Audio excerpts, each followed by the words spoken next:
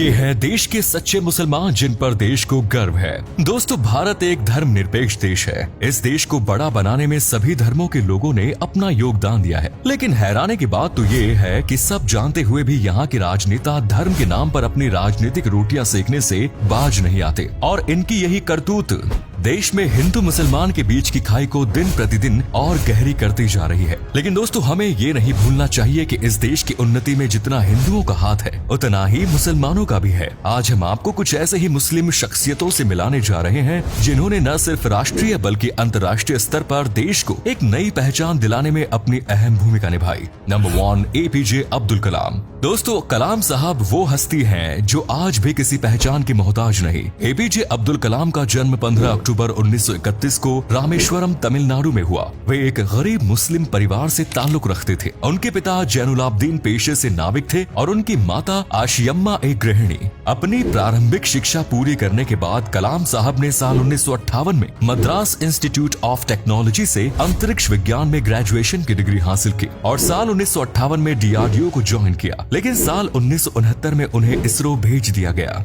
जहां उन्होंने project director के पद पर काम किया। यहां उन्होंने पहला सैटेलाइट लॉन्च व्हीकल SLV-3 और polar satellite launch vehicle PSLV को बनाने में अपना अहम योगदान दिया, जिसका प्रशिक्षण सफल हुआ। अब भारत सरकार भी कलाम साहब के कुशाग्र बुद्धि का लोहा मानने लगी। इसीलिए साल 1980 में भारत सरकार ने एक advanced missile programme Abdul Kalam जी के डायरेक्शन में शुरू करने के लिए उन्हें दोबारा से DRDO भेजा, जहां DRDO के साथ मिलकर उन्होंने integrated guided missile development programme IGMDP के मुख्य कार्यकारी के रूप में काम करना शुरू किया। अब्दुल कलाम जी के निर्देशों से ही अग्नि मिसाइल, पृथ्वी जैसे मिसाइल का बनना सफल हुआ। दोस्तों, वो अब्दुल कलाम जी ही थे जिनकी बदौलत आज हम न सिर्फ मिसाइलें बना रहे हैं बल्कि अपने दम पर अंतरिक्ष में किसी भी प्रकार की सैटेलाइट को लॉन्च कर सकते हैं। ये तो अब्दुल कलाम जी का सिर्फ एक हिस्सा आपने देखा। कलाम साहब 2002 से 2007 तक भारत के 11वें राष्ट्रपति भी रहे। राष्ट्रपति के रूप में उन्होंने अनेक ऐसे फैसले लिए जिन्होंने देश को विकास की तरफ बढ़ाया। अब्दुल हामिद। दोस्तों, अब्दुल हामिद हिंदुस्तान के उन सपूतों में शामिल है जिन्होंने अपनी आखिरी सांस तक देश की रक्षा की। अब्दुल हामिद का जन्म 1 जुलाई 1933 को उत्तर प्रदेश के गाजीपुर जिले में स्थित धामुपुर गांव में हुआ। इनके पिता पेशे से दर्जी थे और इनकी माता एक गृहिणी। अब्दुल हामिद महज 20 साल की उम्र में भारतीय सेना में शामिल हुए। इनकी वीरता और साहस को देखते हुए साल 1955 में इनकी तैनाती 4 ग्रेनेडियर्स बटालियन में कर दी गई। दोस्तों, साल 1962 में जब भारत चीन से हार गया तो पाकिस्तान ने इसे अपने लिए अवसर समझा और साल 1965 में भारत पर आक्रमण कर दिया। लेकिन पाकिस्तान ये नहीं जानता था कि उसका सामना भारत के सपूरवीर अब्दुल हमीद से होने वाला है। दोस्तों, वो 8 सितंबर की रात थी जब पाकिस्तान ने अपने अमेरिकन पैटर्न टैंक को युद्ध के मैदान में उतारा। ये टैंक उस समय अपराजय माने जाते थे, लेकिन अब्दुल हमीद ने कम संसाधनों के बावजूद भी पाकिस्तान सेना में तबाही मचा दी। उन्होंने पाकिस्तान के उन शक्तिशाली टैंकों को ध्वस्त कर दिया जिनको लेकर पाकिस्तान इतरा रहा था। दोस्तों, वीर अब्दुल हमीद अपनी आखिरी सांस तक देश के लिए पूरे जज्बे के साथ लड़े।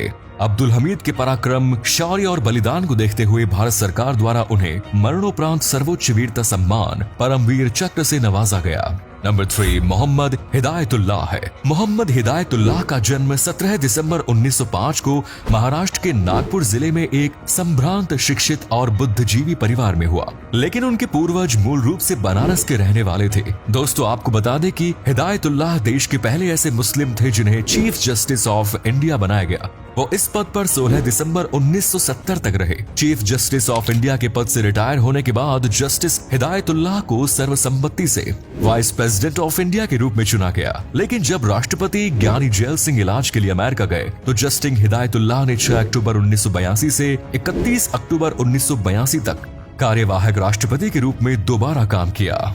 नया रायपुर में स्थित हिदायतुल्लाह राष्ट्रीय विधि विश्वविद्यालय का नाम उनके नाम पर ही रखा गया। नंबर 4, यूसुफ ख्वाजा हमीद। दोस्तों, अगर आप दवाइयों की थोड़ी बहुत जानकारी रखते हैं तो आपने सिप्ला का नाम जरूर सुना होगा। सिप्ला भारत की सबसे पुरानी फार्मा कंपनी है जिसकी शुरुआत डॉक्टर ख्वाजा अब्दुल हमीद ने की।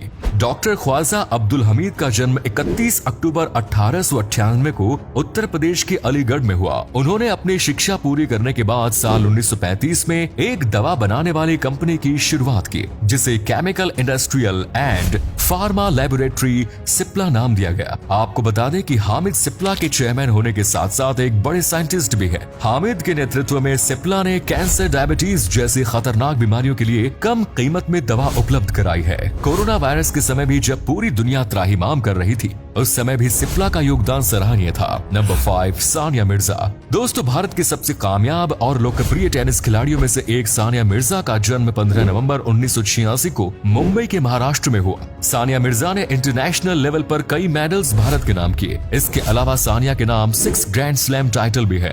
उन्होंने 3 बार मिक्स्ड डबल्स और इतनी ही बार वुमेन्स डबल्स में ग्रैंड स्लैम टाइटल जीता। सानिया मिर्जा को भारत में भी कई प्रतिष्ठित पुरस्कारों से जैसे कि पद्म भूषण, पद्मश्री, राजीव गांधी खेल रत्न पुरस्कार, अर्जुन पुरस्कार आदि से सम्मानित किया जा चुका है। जिन्हें नहीं पता उन्हें बता दे, सानिया ने पाकिस्तानी क्रिकेटर शोएब मलिक से शादी की है, लेकिन टेनिस में भारत का प्रतिनिधित्व करती है। नंबर 6, उस्ताद जाकिर हुसैन। जाकिर हुसैन भारत के सबसे प्रसिद्ध तबला वादक हैं। उनकी अपार प्रतिभा न केवल भारत में लोकप्रिय है, बल्कि उनकी तबले की गूंज पूरी दुनिया में सुनाई देती है। कहा जाता है कि जाकिर हुसैन अपने तबले की धुन से लोगों के दिलों को छू जाते हैं। उन्होंने like in custody, D heat and dust जैसी कई फिल्मों के लिए संगीत तैयार किया है, जिसके लिए उन्हें पद्मश्री, पद्म भूषण, कालिदास सम्मान, ग्रैमी अवार्ड्स जैसे कई पुरस्कार से सम्मानित किया जा चुका है। नंबर 7, अजीम प्रेमजी। अजीम प्रेमजी भारत की एक ऐसी शख्सियत है जिन्हें लोग बिजनेसमैन के तौर पर कम और परोपकारी दानवीर के तौर पर ज्यादा जानते हैं। अजीम प्रेमजी का जन्म 24 जुलाई 1945 को मुंबई के एक मुस्लिम परिवार में हुआ।